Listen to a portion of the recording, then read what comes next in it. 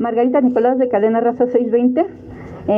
Mi primera pregunta es, ¿cómo llega MC a esta 65ª legislatura? ¿Ven confrontación de entrada con el Morena, con el gobierno federal? Sabemos que hay muchas descalificaciones en contra de la oposición.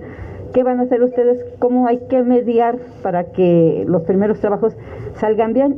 Y sobre esta polarización que se ha dado en nuestro país, algunos dicen que no existe, que parte de la diversidad. ¿Tú cómo la ves? ¿Cuáles son tus temas que vas a tratar? Y ahorita te hago otra. Gracias, Margarita.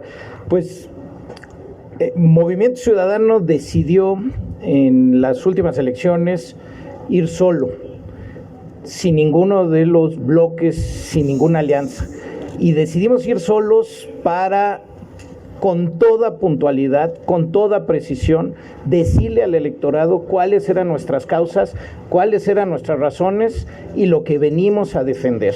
En ese sentido, ¿cómo llegamos, Margarita? Llegamos para refrendar lo que 3,5 millones de mexicanas y mexicanos decidieron confiar en nosotros, a defender y a dignificar las causas que creímos que eran las importantes, que son las que pusimos de frente al electorado y son las por las que ellos y ellas votaron por nosotros. Ahora, llegamos por supuesto como oposición, pero como una oposición seria y responsable, una oposición que tiende puentes, que dialoga, que se sabe de argumentos y de diagnósticos y que en base a los temas, a los números, a los estudios, al serio trabajo legislativo, pues vamos a trabajar y colaborar con quien se tenga que colaborar para sacar nuestra agenda y nuestros temas.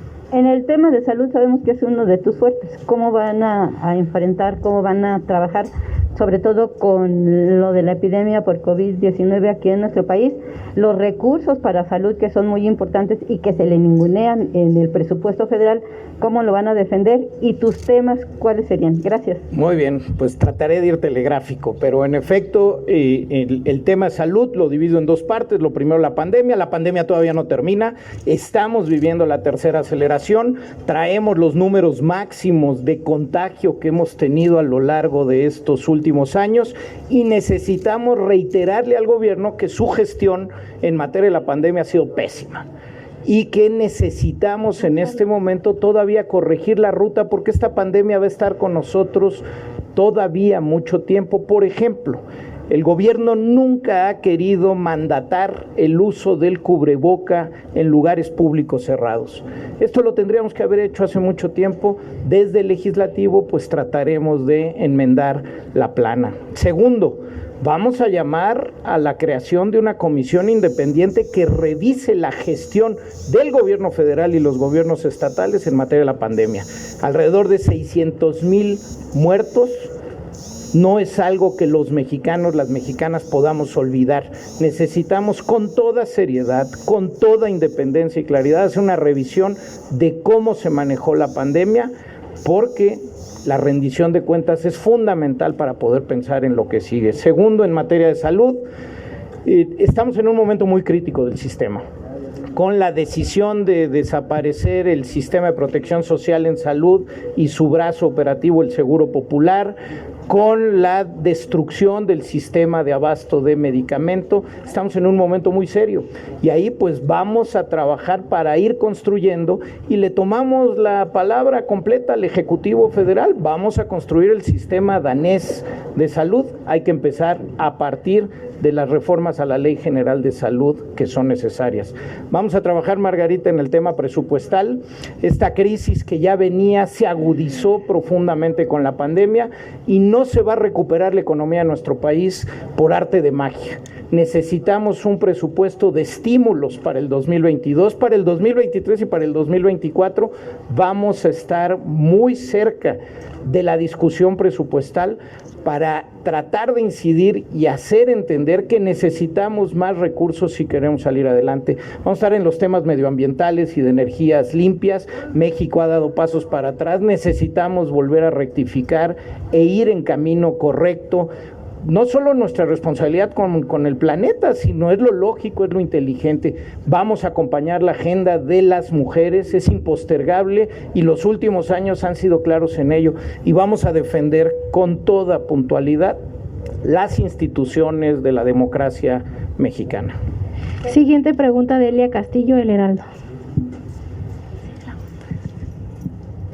Buenos días, diputado. Bueno, mi pregunta es justamente sobre la reforma político-electoral. Bueno, en las tres que ha adelantado el presidente de la República, Morena y aliados requieren forzosamente de los votos, de 56 votos de la oposición. MC estaría pues dispuesto a darle estos votos a Morena y a los aliados para aprobar la reforma político-electoral, la energética o esa reforma sobre la Guardia Nacional, porque de algún lado los quieren o buscan sacar. Y mi segunda pregunta, es sobre el tema de salud, justamente en el sentido de la fiscalización. Ayer el PRD adelantó que pedirá que a través de la Comisión Permanente se le solicite a la Auditoría Superior de la Federación que realice una auditoría especial a la compra de medicamentos y también a la aplicación de los biológicos. Movimiento Ciudadano se pronunciaría en este caso para que se realice este llamado, esta solicitud. Muchas gracias, Delia. Pues primero que nada, y ya lo ha dicho el dirigente de Movimiento Ciudadano, el senador Clemente Castañeda, no conocemos a fondo cuáles son estas reformas. Lo que tenemos es pues lo que se ha dicho y se ha comentado. ¿Cómo están propuestas? ¿Cómo están planteadas? Movimiento Ciudadano no podría acompañar ninguna de las 3 reformas constitucionales propuestas por el Ejecutivo Federal.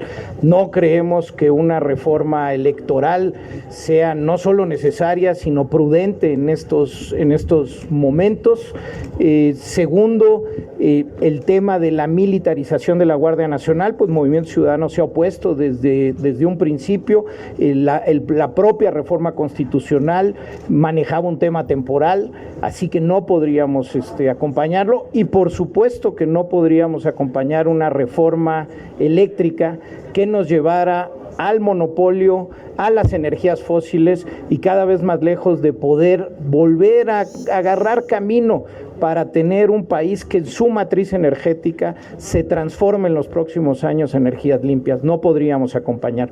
En el caso de la fiscalización que usted menciona, pues habría que revisar muy bien cuál es la propuesta.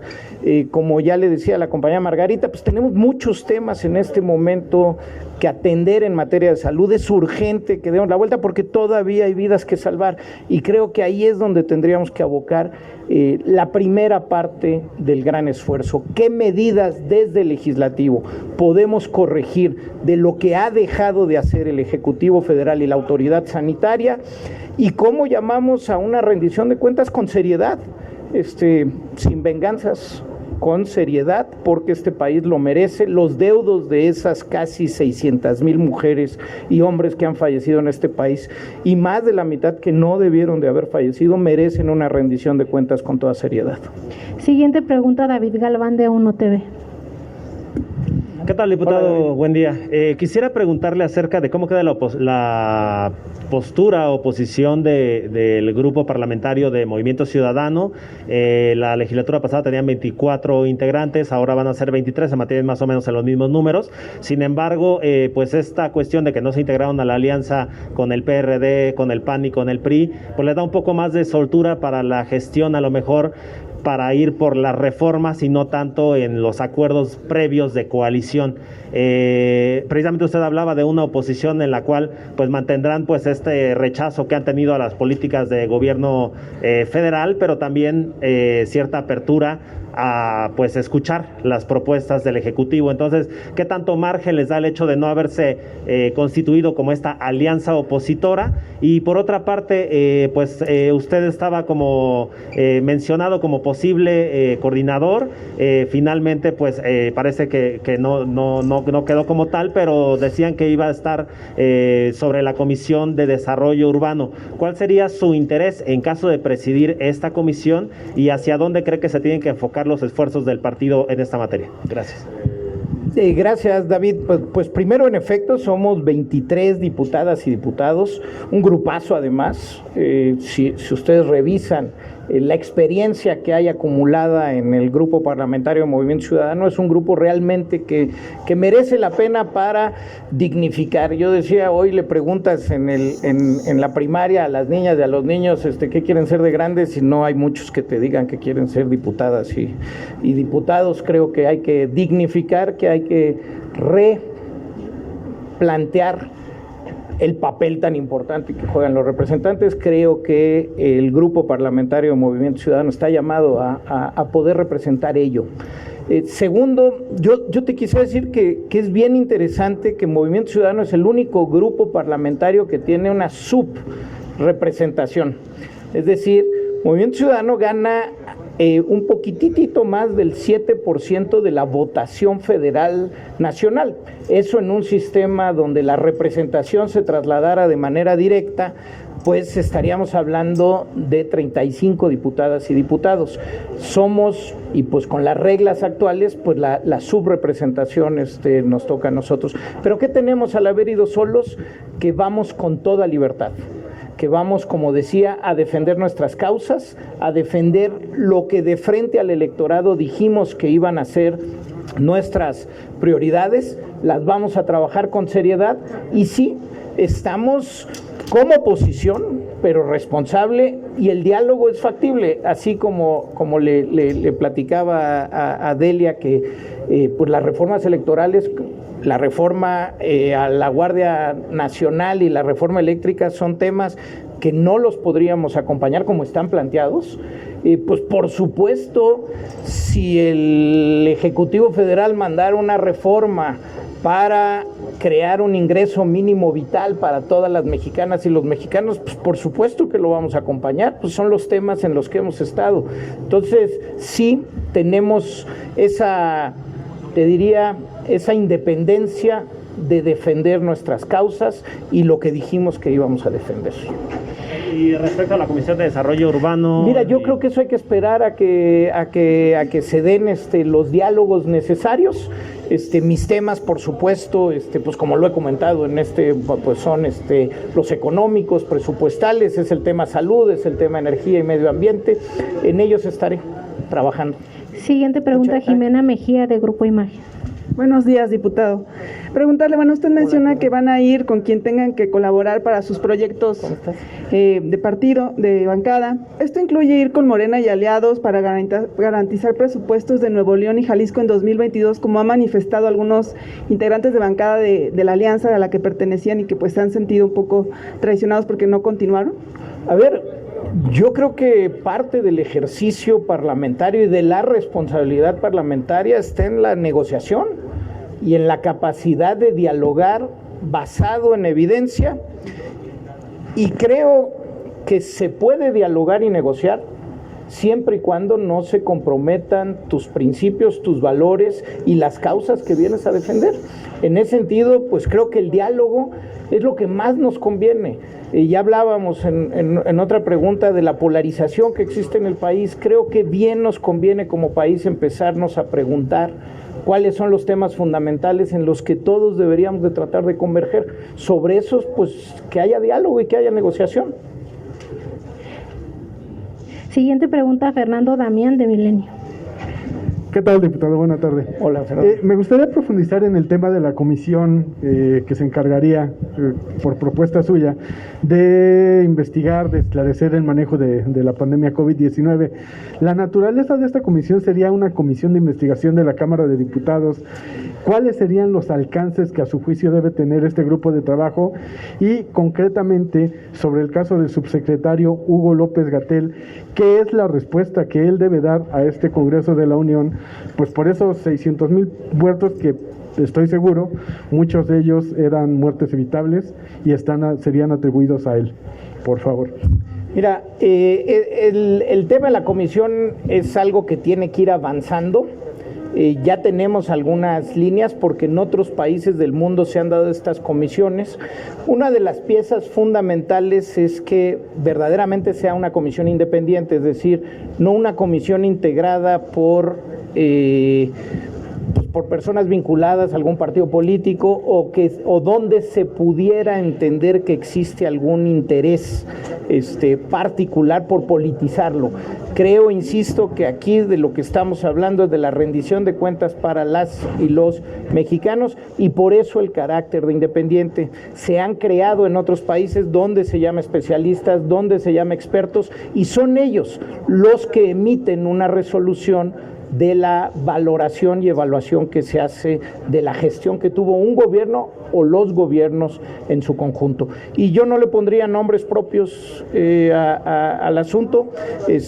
Parte de esto, yo he dicho lo que tengo que decir de las autoridades sanitarias de nuestro país y lo seguiré manifestando. La gestión ha sido terrible, pero una comisión independiente que con toda la evidencia sobre la mesa realmente estudie y nos dé a las y los mexicanos un resultado de qué hizo y qué dejó de hacer este país y sus autoridades sanitarias en materia de la pandemia. Es decir, comisión de expertos, no de legisladores. Es comisión de expertos, es una comisión independiente y eso es fundamental para que el trabajo sea 100% creíble, que no es un tema partidista, no es un tema para politizar, es un tema que merece México. Siguiente pregunta, Claudia Salazar, de Reforma. Hola, Claudia. Hola, ¿cómo estás, Salomón? Buenas tardes. Preguntarle entonces, aquí en la Cámara de Diputados no se vería por parte de MC la iniciativa de esta comisión. Digamos que pues si es aquí donde es el contrapeso, si la oposición logró un poco más de espacios, si se pudiera hacer, al menos pedir más auditorías por parte de la Auditoría Superior, sobre todo porque pues es aquí donde se hace el contrapeso al Ejecutivo y una comisión de expertos pues nadie la va a pelar. No, a ver, dos cosas, Claudia, y son temas separados. Por un lado, estamos hablando de una comisión independiente, pero que parta del Congreso de la Unión con las vinculaciones necesarias para los resolutivos, llevarlos a los diferentes procesos que se requiera. Y eso no quita que, por supuesto, el trabajo en algunas comisiones tendrá que ir enfocado, por ejemplo, en la Comisión de Salud, a ir estudiando, evaluando y cerciorándose de que se corrijan los temas que aún no se han corregido en materia de la pandemia. Siguiente pregunta, Rafael Ramírez, del Sol de México. Mi querido diputado, bienvenido. Gracias. Me da gusto verte. Igualmente. Preguntarte, ¿existe una suspicacia de la postura de MC en torno a la relación que tiene con Morena? En esta legislatura que termina, le aprobaron prácticamente todo, a pesar de el discurso de que están en contra de todo lo que sea lesivo para México, para el país, y sin embargo pues le han aprobado la gran mayoría de sus reformas con los votos de MC. ¿Cuál va a ser la postura directa de la nueva bancada?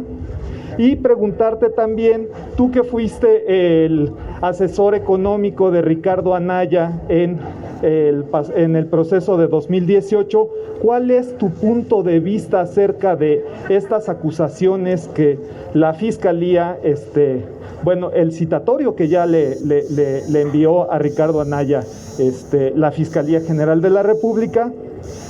Y por último, preguntarte también la postura que tienes acerca de una reforma constitucional en materia político-electoral. ¿Crees que es necesaria? Gracias. Muchas gracias. Primero, lo reitero y lo digo de frente y con toda claridad, Movimiento Ciudadano será una oposición responsable. Hemos manifestado con todas sus letras los temas puntuales en los que estamos en desacuerdo con este gobierno y lo seguiremos haciendo.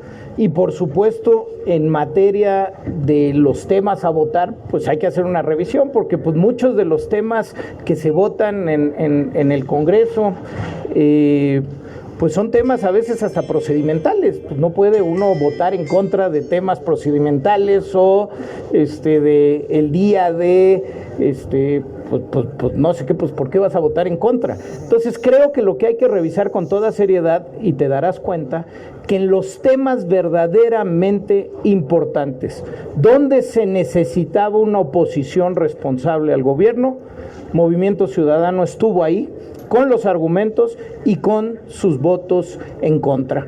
Y en ese sentido, vamos con todo a plantarnos como oposición, pero lo vuelvo a reiterar, si el Ejecutivo Federal envía una propuesta de ingreso mínimo vital, si envía una propuesta para realmente construir un sistema de salud universal para todas las mexicanas y los mexicanos, pues lo vamos a acompañar. No podemos a priori, ante nuestras causas y nuestra búsqueda, decir no. Había un jefe de gobierno en la ciudad que decía no hasta el cambio de horario. Pues no, pues eso no, pues así no se puede. Hay que dialogar, y creo que el ejercicio parlamentario merece un poco más de respeto en ese sentido, merece el diálogo, merece la escucha, merece la deliberación y merece encontrar los espacios comunes que sí ayuden al país. En efecto, me tocó en la elección de 2018 coordinar el programa de gobierno y ser el economista de la campaña. A propuesta de Movimiento Ciudadano, en ese momento del PRD y de Acción Nacional, y lo he dicho, creo en la honorabilidad de Ricardo Anaya, y que lamentable que en este país los procesos judiciales o en los procesos judiciales sin la intervención del Ejecutivo no podamos confiar. Necesitamos un país en donde cuando exista una falla se pueda litigar con toda seriedad, con toda pulcritud en tribunales.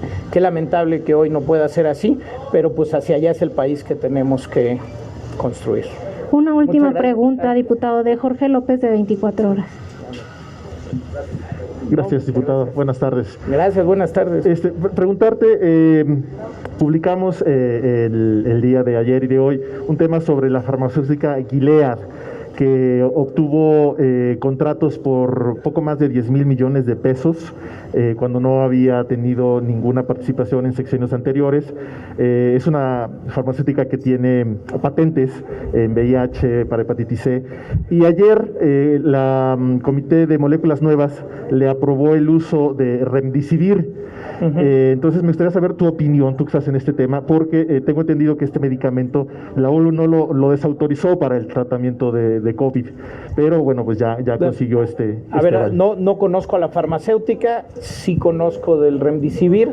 Es un medicamento de aplicación intrahospitalaria, es decir, es un medicamento que solo se puede aplicar cuando estás en el hospital, y en algunas guías de práctica clínica para COVID sí se está utilizando, sí se ha utilizado, y bueno, desde hace mucho tiempo en Estados Unidos y en otros países fue autorizado.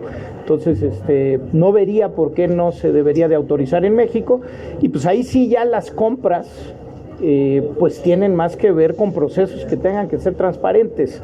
Cuando te enfrentas a un medicamento con patente, pues no puedes salir a licitar, porque es uno solo el que tiene ese monopolio del medicamento. Entonces, lo que te sientas con esa empresa es a negociar el mejor precio en base a otros estándares internacionales. Y la Comisión Negociadora de Precios en México funcionaba muy bien.